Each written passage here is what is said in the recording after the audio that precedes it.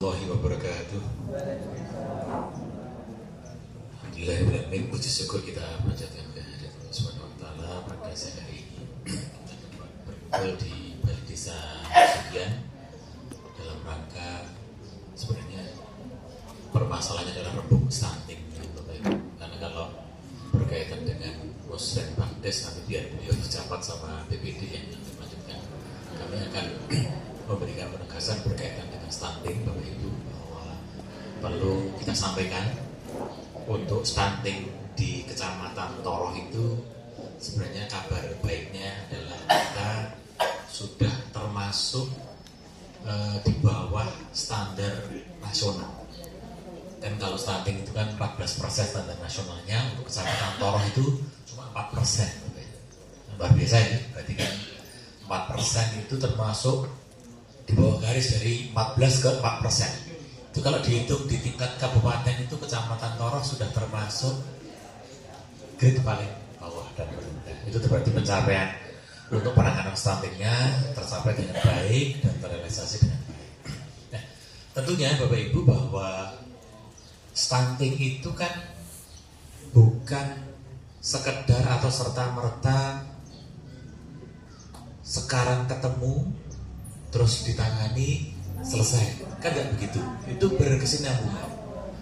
Berkesinambungan berarti hari pertama 10 hari 1000 hari kehidupan itu tentunya harus dimulai dari sejak pernikahan, sebelum pernikahan. Makanya menurut saya di Desa Sugian ini kira-kira untuk pernikahan usia dini masih tinggi atau tidak?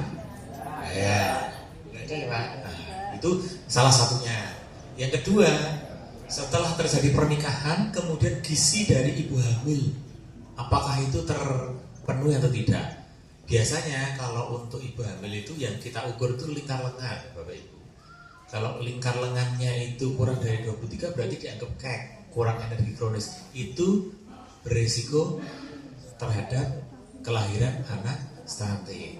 Banyak sebenarnya faktor-faktornya yang menyebabkan terjadinya stunting itu ukurannya banyak sekali.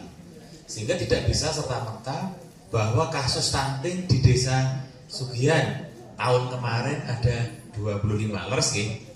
Nah, tahun ini ada 13. Turunnya banyak sekali dari 25 ke 13. Leres nih baru dah. Jadi banyak, turunnya banyak sekali. Nah, tentunya dari 13 ini Bapak Ibu bahwa kami di Puskesmas itu ada anggaran yang namanya anggaran BUK dari APBN DAK non fisik, itu bisa digunakan untuk menganggarkan PMT untuk pemberian balita stunting. Kita ada 13 dan alhamdulillah di cover dari dana Puskesmas. Dan tentunya kalau memang dari desa tadi beliau menganggarkan anggaran untuk PMT yang ada di posyandu, berarti itu diberikan kepada yang non stunting. Bisa saja diberi underweight atau di bawah garis merah dan lain-lain. Tetapi untuk kategori stunting memang itu kami yang sebagai ranah penanganan gizi di wilayah Puskesmas itu baik di Toroh 1 ataupun di Toroh 2 sama-sama mendapatkan anggaran dari DAK non fisik.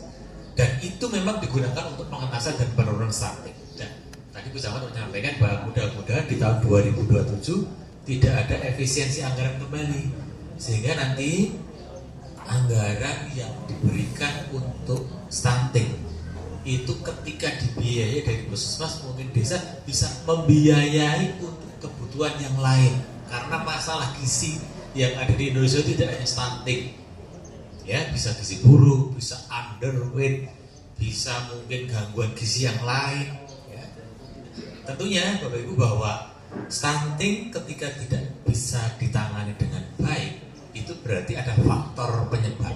Biasanya kalau ada balita stunting diberikan intervensi spesifik berupa PMT kok tidak terjadi perubahan, berarti ada faktor penyebab. Di antaranya adalah mungkin karena penyakit keturunan. Yang kedua adalah kelainan bawaan. Yang ketiga, apakah betul-betul makanan PMT yang diberikan kepada balita atau balita stunting ini betul-betul dimakan oleh yang bersangkutan. Jangan-jangan nanti makanan yang digokundur itu dibadu karo adine. dibantu karo ibu sehingga anak tidak makan penuh gizi tersebut, sehingga kebutuhannya tidak tercukupi. Kalau dari hasil penelitian kami yang sudah dilakukan uji coba penelitian di Kabupaten Pemalang dan di Kabupaten Pekalongan, itu ketika anak-anak yang memang stunting kemudian diberikan RUTF itu pasti terjadi kenaikan. Jadi tinggi badannya pasti ada kenaikan yang signifikan. Kalau memang tidak ada kenaikan, berarti ada problem, ada masalah, kita harus evaluasi. Tetapi dengan data yang kita dapat di wilayah Desa Sugian dari 25 turun ke 13, berarti kan ada perubahan, berarti ada capaian yang bisa terpenuhi. Ini harapan kami bahwa tentunya Bapak Ibu, penanganan stunting itu tidak bisa serta-merta kami yang harus melaksanakan. Tentunya dibutuhkan banyak faktor. Jadi bersama menyiapkan konvergensi dari kecamatan iya, dari puskesmas iya, dari desa juga iya. Desa lapisannya dari mana? Dari kader juga, dari DPD juga, supaya memang masalah stunting ini juga akan teratasi dengan baik. Harapan kita kalau nanti di tahun 2027 dengan adanya tidak, tadi Pak Lurah sudah ngerti, misalnya usia pernikahan sudah tidak ada, harusnya di tahun 2027 itu kasus stunting yang 13 ini harusnya bisa kita turunkan dengan intervensi yang baik ya. Tentunya bisa kita turunkan karena stunting itu satu-satunya jalan untuk menangani himung satu, diberi makanan yang bergizi. Selain itu tidak didongakne mboten iso, disembur nganggo banyu putih mboten iso, cukup diberikan makanan pun niku mesti buktine ngeten mawon. Putra-putra panjenengan adakah bapak ibu ini mboten dhuwur ning putra-putrane dhuwur-dhuwur to? Ada seperti itu. Terus sekarang pertumbuhan anak-anak, kalau saya perhatikan di MPLS itu baik di SMP ataupun di SMA, saat ini anak-anak SMA sing tinggi-tinggi udah banyak. Berarti ini dia bukan stunting, bisa diatasi dengan baik. Itu contoh mawon. Walaupun juga masih ada, tetapi terbukti Kecamatan Torong itu hanya 4%, berarti kan sedikit. 4% dihitung dari jumlah penduduk, berarti yang tidak stunting itu lebih banyak daripada yang stunting. Nah, itu kalau secara capaian dan target nggak ada masalah, karena kita hanya 4%. Lah, yang saya takutkan Bapak Ibu, semuanya saja kalau memang ada stunting di wilayah Desa Sugian, ampun didelik. Enten lho, Bapak Ibu nek anake diarani stunting mboten trimo. Isi. Padahal stunting itu bukan penyakit. Stunting itu hanya terjadinya gangguan pertumbuhan di bawah standar deviasi. Dari dia diberikan gizi yang baik, ya tetap tinggi, dan tetap akan tercapai. Lah, ini yang saya khawatirkan. Jangan sampai kalau memang ada data stunting di wilayah Desa Sugian disampaikan apa adanya. Jangan sampai stuntingnya 15, sing dilaporke mung 10. Tujuannya apa? Ben camat seneng, ben bupati seneng, nggak bisa. Nanti justru ketika ada SSGI ditemukan kasusnya tinggi, itu malah jadi masalah. Berarti ditemukan nih dari SSGI loh, ini di desa A ternyata ditemukan ada kok stunting ini, tapi tidak terlapor. Nanti yang terkena nanti desa. Sehingga di kesempatan hari ini di Rebuk Stunting ini saya menegaskan kembali ya Bapak Ibu bahwa stunting itu sebenarnya bukan masalah yang besar, itu sudah ada sejak dulu, dan stunting itu tidak akan selesai dan tidak akan hilang sampai kapanpun.